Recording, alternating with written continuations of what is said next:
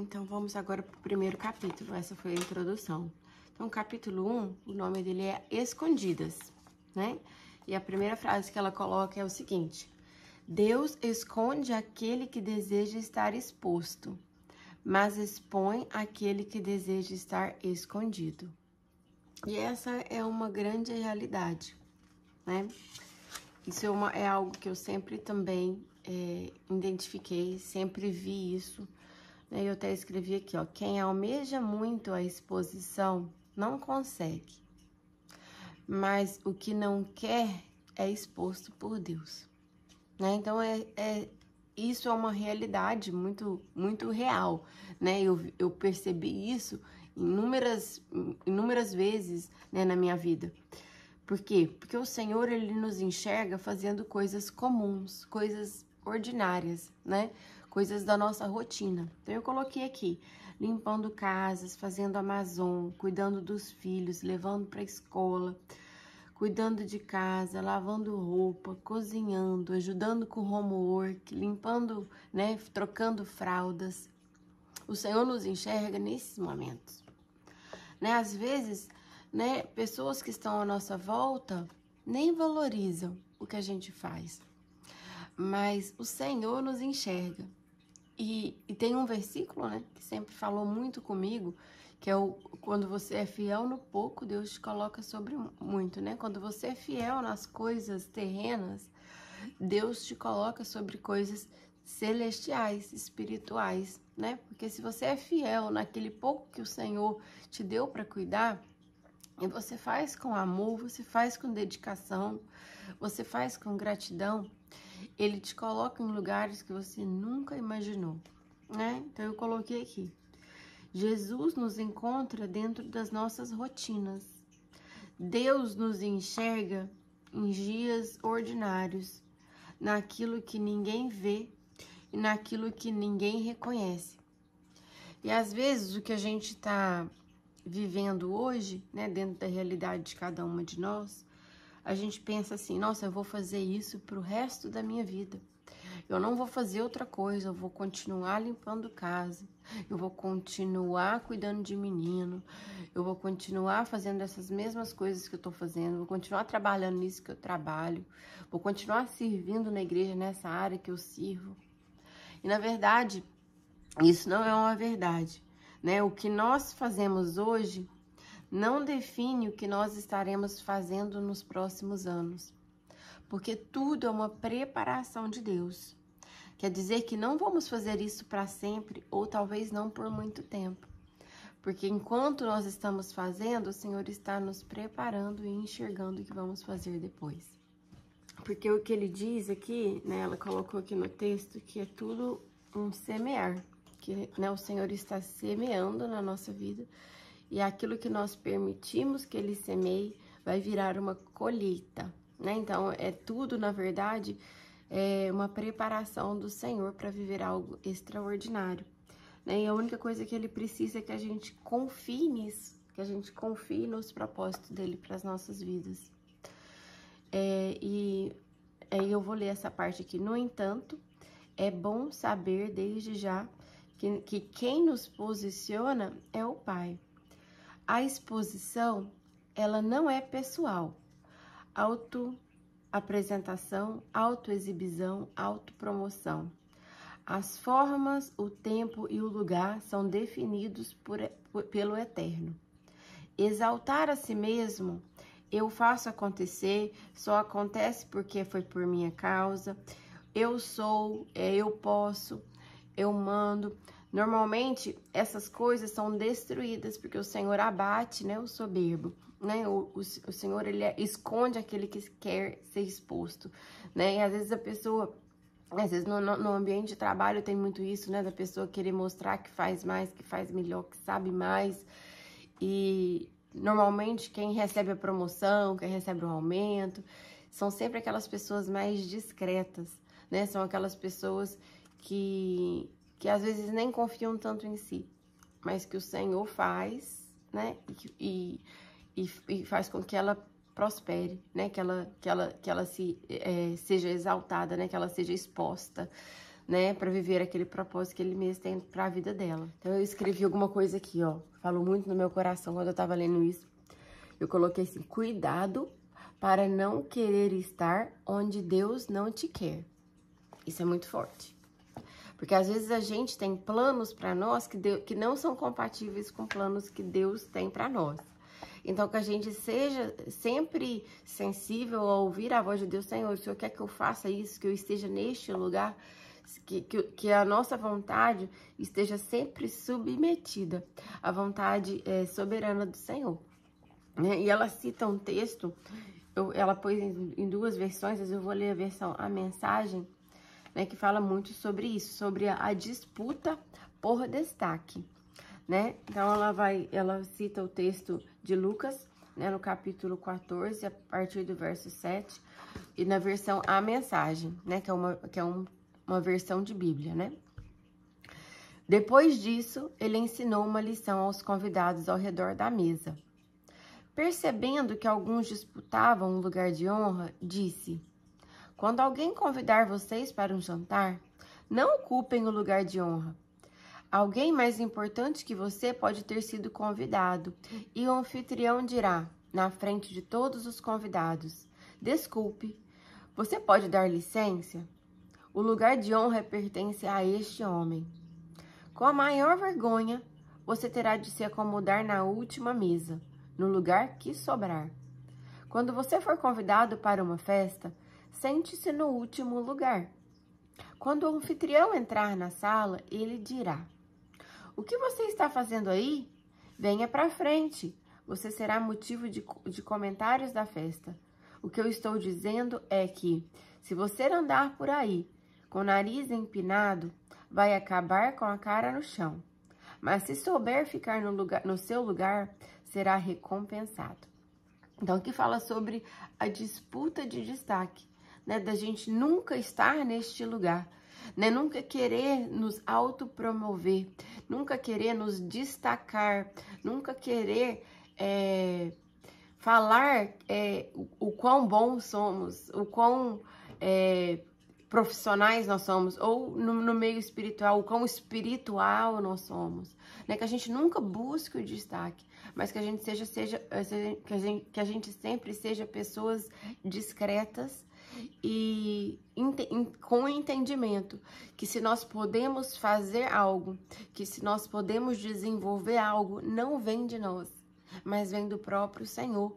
Então, nós não temos que nos orgulhar de nós mesmos, mas pelo contrário, sermos ainda mais dependentes daquele que nos usa. Agora eu vou ler um trecho do livro que fala sobre isso. Não precisamos disputar lugares, assim como não precisamos fazer conchavos para estar em destaque ou ocupar os melhores lugares, sejam eles eclesiásticos dentro da igreja, sejam eles profissionais no nosso ambiente de trabalho. Sejam lugares que o nosso ego fragilizado costuma desejar em razão da nossa necessidade de afirmação. O que isso quer dizer? Às vezes nós ocupamos lugares, nós estamos em relacionamentos porque nós estamos com o nosso ego ferido, o nosso ego fragilizado. E aquela pessoa, aquele grupo de pessoas, elas nos afirmam, né? Então, elas nos ajudam com o nosso ego desestruturado. Então, que a gente nunca procure estar em lugares para que a gente seja, digamos, não sei qual seria a palavra, mimados, exaltados, tem uma palavra para isso, quando a pessoa ela gosta de ser, ela tem uma carência, então ela gosta de ter o tempo todo ser afirmada, ser paparicada, que a gente nunca esteja neste lugar, de disputar lugares por nenhum desses motivos, né? Então ela cita aqui em lugares ministeriais, em lugares profissionais ou em lugares só para saciar o nosso ego, né? Então, esse versículo que a gente leu, né, sobre a festa, né? Ela diz o seguinte, que este é o segredo poderoso de Deus. permitir que Deus nos encontre, esperar que Ele nos ache e nos reposicione em um nível de influência, em nosso nível de influência e também dentro dos nossos relacionamentos. É permitir que o Senhor faça e não buscar com as nossas próprias mãos. Às vezes não buscar honra porque a gente acha que a gente precisa ser honrado, mas esperar que o Senhor nos honre. Porque quanto mais a gente buscar honra, quanto mais a gente buscar prestígio, quanto mais a gente buscar ser reconhecido, menos nós seremos reconhecidos, menos nós seremos honrados. Então, que a gente espere que o Senhor nos encontre. Porque Ele trabalha nos nossos fundamentos, Ele trabalha em lugares que ninguém vê. Ele trabalha no secreto em nós. Então, enquanto Ele trabalha no secreto, Ele nos fortalece. Porque aqui nos Estados Unidos é muito comum quando a gente vê, por exemplo, que eles compram uma casa velha e eles destroem a casa, eles destroem todas as paredes, aquelas partes que ficam expostas, né? Destrói o telhado, joga por terra o telhado, que uma área que fica exposta, jogam as janelas que ficam expostas, quebram as portas que estão expostas, né? Joga tudo por terra. E a única coisa que sobra é o alicerce. É a única coisa que se mantém quando eles destroem uma casa. É a estrutura que está debaixo da terra, que ninguém está vendo, né? Aqui nós chamamos de basement, né? É a parte que está debaixo da terra, é a única parte que eles mantêm. Enquanto o Senhor trabalha no secreto, Ele trabalha no nosso basement. Ele trabalha no nosso fundamento, onde ninguém vê. No nosso alicerce. Na nossa sapata. Porque isso, ele trabalha em nós nas horas que ninguém tá vendo. Na hora que a gente, às vezes, tá até chorando dentro de um banheiro. Às vezes, na hora que a gente tá ali, ó, queimando nosso umbigo no beirado do fogão. Na hora que a gente tá aí na rua, ó, saindo para trabalhar debaixo de neve. Né? Na hora que, às vezes, as pessoas estão até descansando, né, de madrugada. Você tem que acordar, você tem que ir. O Senhor tá trabalhando em nós, é nesse momento. No momento que a gente tá menos imaginando. Né? No momento que ninguém tá vendo, Deus está nos vendo. Deus está nos enxergando o nosso coração. Né? Eu queria aqui, né, para terminar, contar só um pequeno testemunho. Né? Eu escrevi aqui assim: não é o que as pessoas veem, não é sobre o que pensamos de nós mesmas, né? Nossas funções, nossas capacidades, nossos talentos. É sobre a construção de Deus em nós. A base é o que importa, o fundamento é o que está escondido, é o que as pessoas não veem. E o Senhor está olhando agora para você, o Senhor está olhando agora para mim e enxergando o fundamento. Porque é através do fundamento que Ele mesmo construiu em nós que Ele vai trazer a exposição das outras coisas, né? E eu me lembro que quando eu me converti, o primeiro ministério que eu trabalhei foi o infantil. E talvez seja por isso que, assim, meu coração arde muito pelo infantil.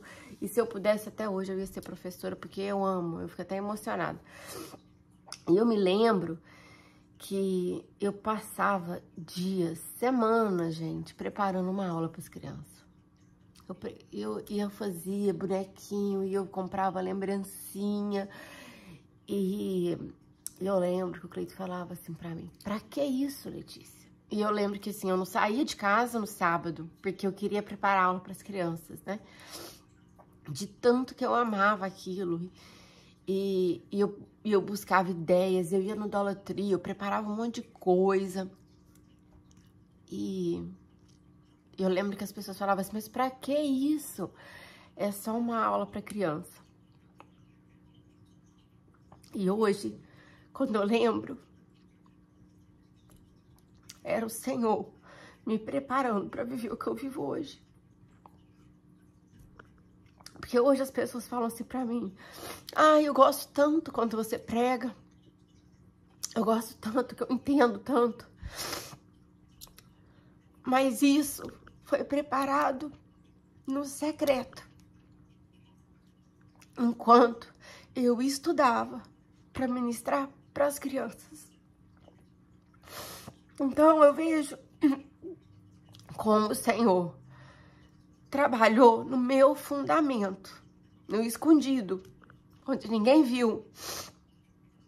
E eu não acreditei quando vieram, né? Quando vieram convidar eu e o Cleito pra gente pastorear a igreja, porque tinham pessoas muito mais preparadas e capacitadas que já estavam no ministério pastoral há anos. Mas o Senhor escolheu a nós, totalmente improváveis. Totalmente improváveis. Mas o Senhor nos enxerga onde ninguém enxerga. Amém? Agora eu vou encerrar, porque a próxima pessoa vai falar sobre os primeiros começos. Então, que o Senhor continue a ministrar e a trabalhar no coração de cada uma de nós. Amém? Vou fazer uma oração. Pai, nesse momento, nós te apresentamos, Senhor, o que foi falado aqui hoje. Nós te pedimos, Pai, que o teu Espírito venha ministrar, venha trabalhar no coração de cada uma. E que elas não se enxergam, Pai, como elas se enxergam, mas que elas comecem a se olharem, Pai, como o Senhor as vê. Que elas enxergam, Senhor, que o importante não é o que está na aparência, mas é o que está no fundamento do coração delas e no propósito que o Senhor tem com a vida de cada uma. Nós te agradecemos por esse dia, nós te agradecemos por essa segunda-feira e te pedimos que o Senhor continue trabalhando em nós, porque nós somos totalmente dependentes de ti, Pai. Amém. Tenha um dia abençoado, gente, em nome de Jesus.